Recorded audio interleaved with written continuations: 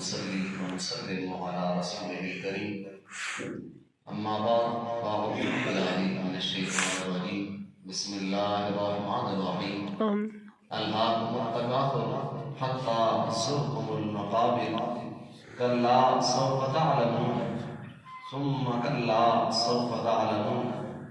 كلا لو تعلمون علم اليقين لترون الجحيم ثم لترونها عين اليقين ثم لتسألن يومئذ عن النعيم آمنت بالله صدق الله مولانا العظيم جزاک اللہ۔ آج کا ہمارا موضوع ہے زیادہ کی چاہت۔ رب کریم نے کائنات میں انسان کو تخلیق فرمانے میں ایک ایسا شاہکار بنایا ہے کہ رب کریم نے ہر کسی کو پیدا فرمایا ہے تو اس میں کوئی نہ کوئی اختلاف ضرور ہے۔ کائنات میں کروڑوں اربوں لوگ موجود ہیں، مگر کچھ لوگ ہر بندہ ایسا ہے کہ ایک بندہ دوسرے کے ساتھ نہیں ملتا ہے، یا تو شکل نہیں ملتی ہے، یا عادات نہیں ملتی ہیں، یا رنگ نہیں ملتا ہے، یا قد نہیں ملتا ہے۔ جہاں کہیں یہ بھی کہا جاتا ہے کہ ایک شکل کے 7 لوگ دنیا میں موجود ہوتے ہیں، ان 7 کو اگر اکٹھا کھڑا کر دیا جائے تو ان میں بھی عادات و اطوار مختلف ہوں گی، ایک کی عادتیں اور ہیں، دوسرے کی اور ہوں گی۔ اگر چھوٹی کسی مثال لے لیں، رب کریم نے ایک ایسا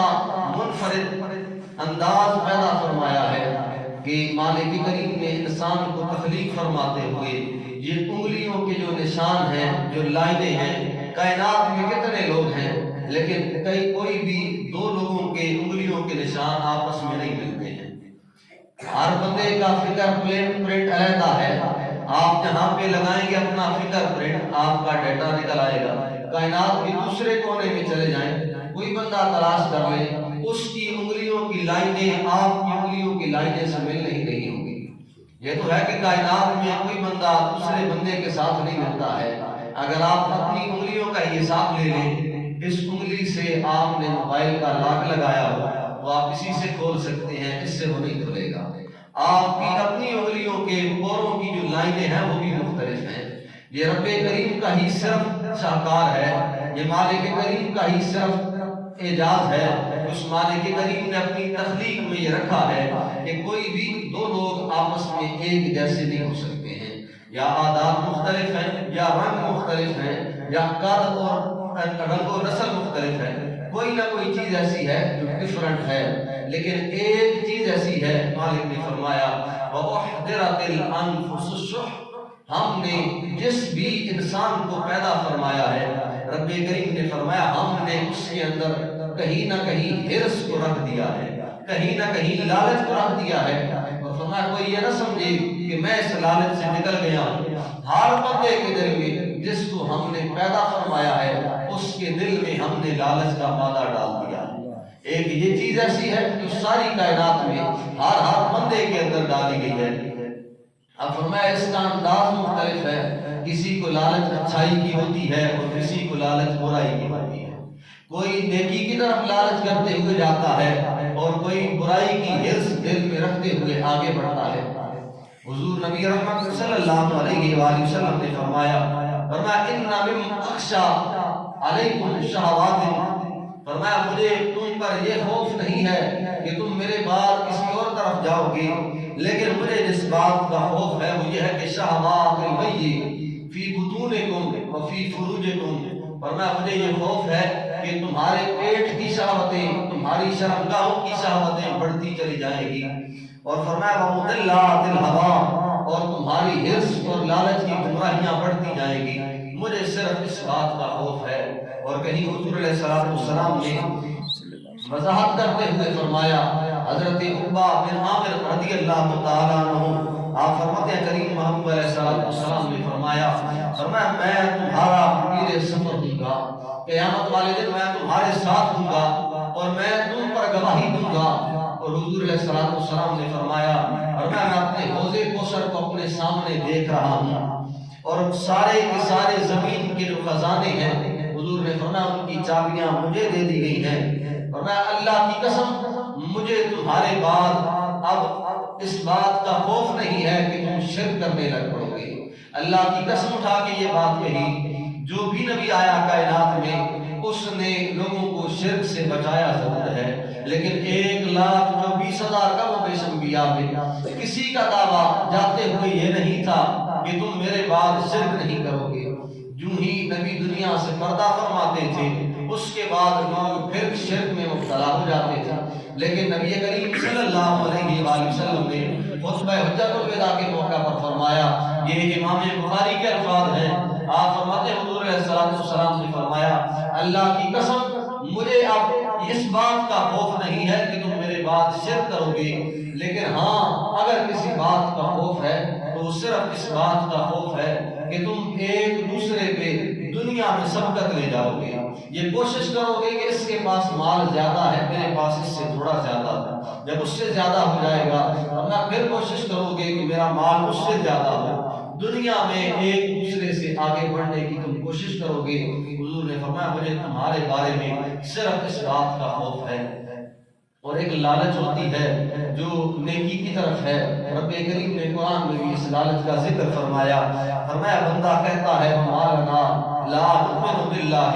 وما جاءنا من الحق، مالک میں تیری بارگاہ میں آتا ہوں، میں تیری ذات پہ ایمان لاتا ہوں، اب میری لالچ کیا ہے، وَنَطْمَعُ أَن يُدْخِلَنَا رَبُّنَا مَعَ الْقَوْمِ الصَّالِحِينَ، بندہ کہتا ہے مالک میری لالچ صرف یہی ہے کہ تو اپنے نیک بندوں میں میرا شمار فرما دے۔ اب اگر لالچ یہ والی ہو پھر تو اچھی بات ہے، اگر حرص یہ والی ہو کہ بندہ نیکی کی طرف آتا ہے اور کہیں فرمایا اِنَّا نَطْمَعُ أَن يَغْفِرَ لَنَا رَبُّنَا خَطَايَانَا، بندہ کہتا ہے میں مالک کو یاد کرنے اس لیے آتا ہوں، میری لالچ یہ ہے نطمعو، میں لالچ یہ رکھتا ہوں کہ مالک کریم میرے گناہوں کو معاف فرما دے۔ اگر لالچ یہ والی ہو پھر تو اچھی لالچ ہے، لیکن جو لالچ کی بری اقسام ہے وہ ہمارے اندر پائی جاتی ہے۔ قرآن پاک کی جو سورہ مبارکہ تلاوت کی، بڑے سخت الفاظ رب کریم نے ذکر فرمائے، مالک نے فرمایا الہاکم التکاثر، زیادہ کی چاہت تمہیں ہلاک کر کے رکھ دے گی۔ جو تم زیادہ چاہتے ہو تھوڑا ملے پھر کہتے ہو اور زیادہ ملے، اور ملے کہتے ہو اور زیادہ ملے، ورنہ یہ جو زیادہ کی چاہت ہے مالک نے فرمایا تمہیں مار کے رکھ دے گی، حتیٰ زرتم المقابر، اور مالک نے فرمایا ایسے ہلاک کرے گی کہ تمہیں گھسیٹ کر تمہاری قبر تک لے آئے گی،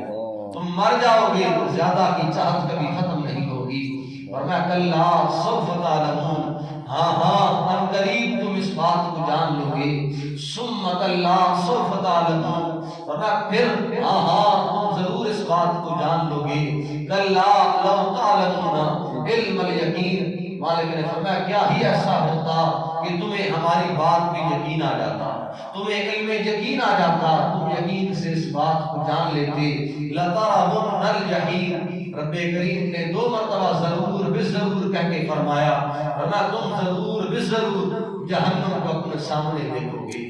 ثُمَّ لَتَرَوُنَّهَا عَيْنَ الْيَقِينِ، مالک نے فرمایا جب جہنم تمہارے سامنے ہوگی پھر تمہیں یقین آ جائے گا، آنکھوں سے دیکھنے کے بعد تو یقین کر لو گے، فرمایا پھر تمہیں یقین آ جائے گا کہ تمہارے مالک کا حکم کیا تھا، ثم لتسألن یومئذ عن النعیم، مالک نے فرمایا تم چاہت رکھتا تھا زیادہ کی، بیٹا 1 ہو تو کہتا تھا 2 ہو، اولاد تیری 2 ہو تو کہتا تھا 3 ہو، مال تیرے پاس کروڑ ہو تو کہتا تھا 2 کروڑ ہو، جانور تیرے پاس 2 ہو تو کہتا تھا 4 ہو، مالک نے فرمایا تم زیادہ کی چاہت رکھتا تھا، ثم لتسألن یومئذ عن النعیم، قیامت والے دن ہم تم سے ان نعمتوں کا سوال ضرور کریں گے جو ہم نے تمہیں نعمتیں عطا کی، ہم تجھے کہیں گے جو عطا کیا تھا کیا تم اس کا حق ادا کرتا رہا ہے، کیا تم اس کے مطابق ہماری عبادتیں کرتا رہا ہے، ہمیں راضی کرتا رہا ہے۔ نبی کریم صلی اللہ علیہ وآلہ وسلم نے فرمایا لِكُلِّ أُمَّتِي فِطْرَةٌ، ہر امت کا کوئی نہ کوئی فتنہ ہے،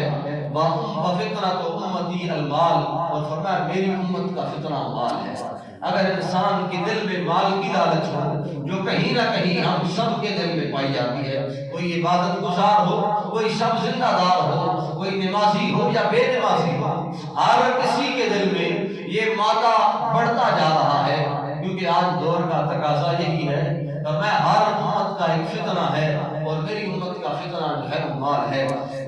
اور کہیں نبی کریم صلی اللہ علیہ وآلہ وسلم نے فرمایا لِابْنِ لَوْ كَانَ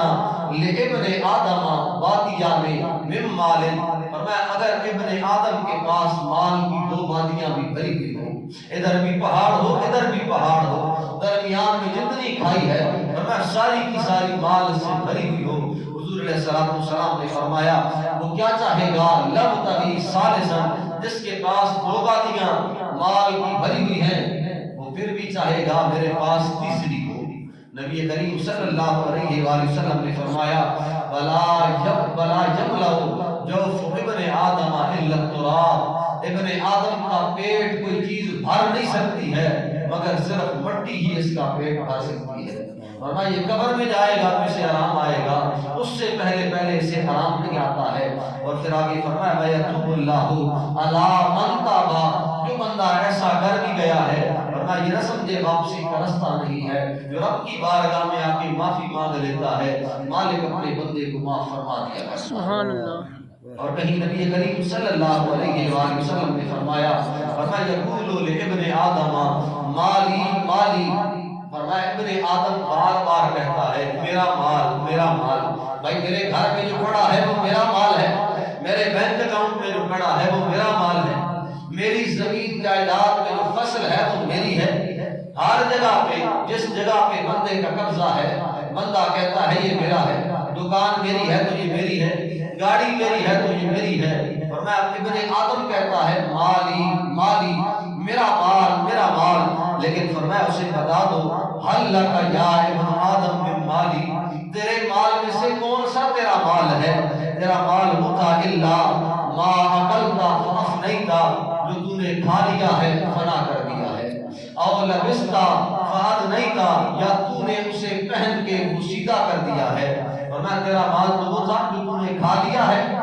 فنا ہو گیا ہے ضائع ہو گیا ہے، یا تو نے پہنا تھا پہن کے کپڑے پرانے کر دیے ہیں وہ تیرے تھے۔ پھر فرمایا او تصدقتا فامدیتا، یا تو نے جو صدقہ کر دیا ہے وہ تو نے آخرت کے لیے جمع کر دیا ہے۔ یہی تینوں مال تیرے ہیں، جو باقی پڑا ہے وہ تیرا قدم نہیں ہے، جو گھر میں پڑا ہے یہ نہ سوچ وہ تیرا ہے،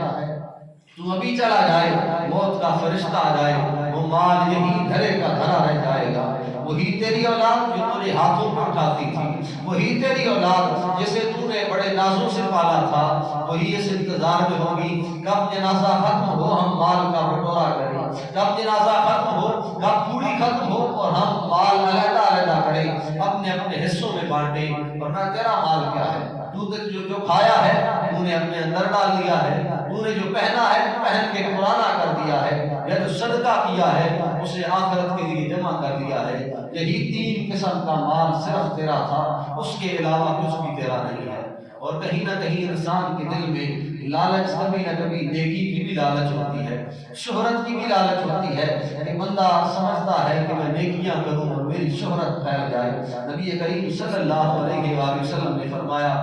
قیامت والا دن ہوگا، ایک بندہ وہ ہوگا جسے بلایا جائے گا، مالک اس سے سوال کرے گا تو نے ہماری رضا کی خاطر کیا کیا تھا؟ فرمایا وہ شہید ہوگا، وہ کہے گا مالک میں جنگ کرتا رہا تھا، جنگ کرتے کرتے میں نے اپنی جان رب کے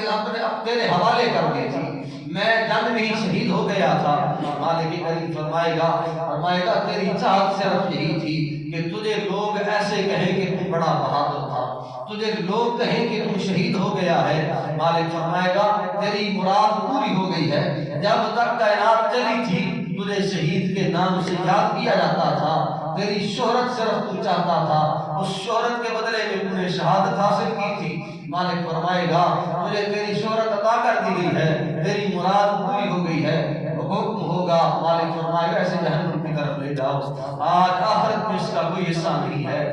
پھر حضور علیہ السلام نے فرمایا قاری قرآن کو بلایا جائے گا، مالک پوچھے گا تو نے کیا کیا تھا؟ وہ کہے گا مالک میں بڑی خوبصورت آواز میں تیرا قرآن پڑھا کرتا تھا، لوگوں کو خوش کرنے کے لیے تیرے قرآن کی تلاوت کیا کرتا تھا۔ مالک تیری رضا تھی؟ مالک فرمائے گا نہیں، تیرا صرف مدعا اور مقصد یہ تھا کہ لوگ تجھ سے متاثر ہوتے رہے، لوگ تیری طرف بڑھتے رہے، لوگ کہتے رہے قاری صاحب بڑی اچھی تلاوت کرتے ہیں، قاری صاحب بڑا اچھا پڑھتے ہیں۔ مالک فرمائے گا تیری مراد ہم نے پوری کر دی ہے، تو جب تک زندہ تھا لوگ کہتے رہے قاری صاحب بڑا اچھا پڑھتے ہیں، مالک فرمائے گا اسے جہنم کی طرف لے جاؤ، آج آخرت میں اس کا کوئی حصہ باقی نہیں ہے۔ یہی ہر نیکی کو رکھے، حج کرنے والے سے پوچھا جائے گا، وہ کہے گا مالک میں حج کرنے کے لیے پیسے جمع کر کے، اپنا مال لگا کے، اپنی خون پسینے کی کمائی لگا کے گیا تھا تجھے راضی کرنے کے لیے۔ مالک فرمائے گا نہیں، تو صرف چاہتا تھا تیرے نام کے ساتھ حاجی صاحب لگ جائے، لگ گیا، لوگ تجھے کہتے رہے، تیری شہرت ہو گئی۔ مالک فرمائے گا اسے جہنم کی طرف لے جاؤ، آج آخرت میں اس کا کوئی حصہ بھی باقی نہیں ہے۔ اگر نیکی کرتے ہوئے بندے کے دل میں کہیں نہ کہیں لوگوں کا لالچ ہو کہ لوگ کہیں کہ یہ بڑا اچھا ہے، تو پھر نیکی رائے گاہ ہے۔ نبی کریم صلی اللہ علیہ وآلہ وسلم نے فرمایا میں تم میں سے جس چیز کا خطرہ محسوس کرتا ہوں وہ چیز شرک اصغر ہے۔ فرمایا شرک اصغر ہے؟ صحابہ نے پوچھا شرک اصغر کیا ہے؟ نبی کریم صلی اللہ علیہ وآلہ وسلم نے فرمایا شرک اصغر یہ ہے کہ ریاکاری کرنا۔ جب قیامت کے دن لوگوں کے اعمال، ہمارے اعمال لوگوں کے سامنے لائے جائیں گے،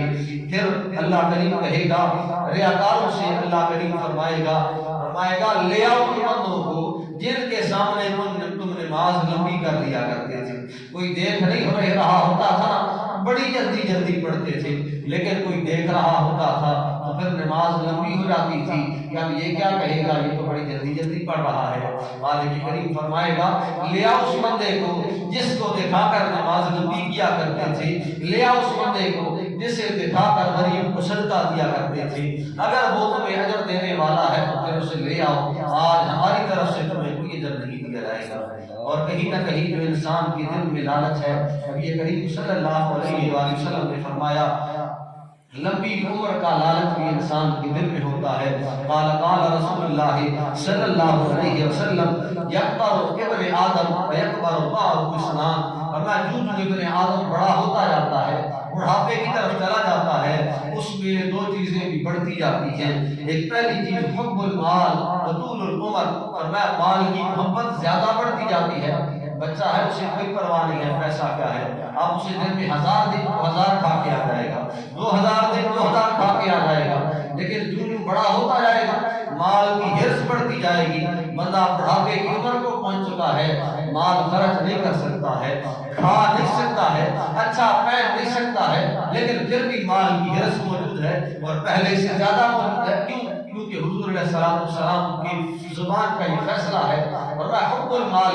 مال کی محبت عمر کے ساتھ بڑھتی جاتی ہے، وطول العمر، اور لمبی عمر کی بھی انسان کی ہرس بڑھتی جاتی ہے۔ انسان 50 سال کا ہو جائے تو کہتا ہے 60 کا ہو جانا بڑی بات ہے، 60 کا ہو جائے تو کہتے ہیں 70 کا ہو جانا بڑی بات ہے، 70 کا ہو جائے 100 تک بھی ہو جائے، مرنے کا ارادہ پھر بھی اس کا کوئی نہیں ہوتا ہے، مرنے کا خیال اس کا پھر بھی کوئی نہیں ہوتا ہے، ورنہ پھر بھی اس کے دل میں محبت ہوتی ہے کہ میری عمر لمبی ہوتی جائے۔ تو آج کا جو مدعا تھا، جو موضوع تھا، فرمایا زیادہ کی چاہت تمہیں ہلاک کر کے رکھ دے گی۔ زیادہ کرنا چاہو، جتنا مالک نے تمہیں عطا کیا ہے رب کی رضا پہ راضی ہو جاؤ۔ آج مہنگائی کا دور ہے، دور ایسا ہے کہ ہر بندہ اپنے تائیں ہے، کسی دوسرے کو دینے کے لیے اس کے پاس کچھ نہیں ہے۔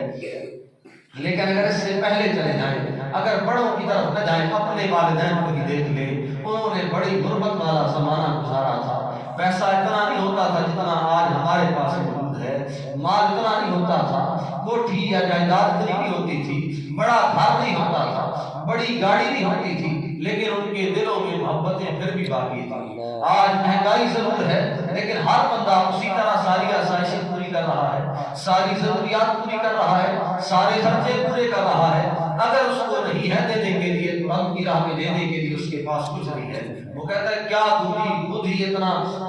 کم پیسے آ گئے ہیں، اپنے پاس ہی اتنے کم ہیں، بچوں کے خرچے نہیں پورے ہوتے ہیں، اپنے گھر کی ضروریات ہی پوری نہیں ہوتی ہیں۔ اور اگر سودا کرنا ہے تو مالک کے ساتھ سودا کرے، اگر پیسہ کم ہے تو انویسٹ کرنا ہے تو رب کی راہ میں انویسٹ کرے، غریبوں کو دیں، جتنا جتنا جتنا آپ دیتے جائیں گے اس کے بدلے میں مالک آپ کی رقم میں آپ کے مال میں اضافہ فرماتا جائے گا۔ اللہ کریم کی بارگاہ میں دعا ہے مالک عمل کی توفیق عطا فرمائے۔ آخر دعوانا الحمدللہ رب العالمین۔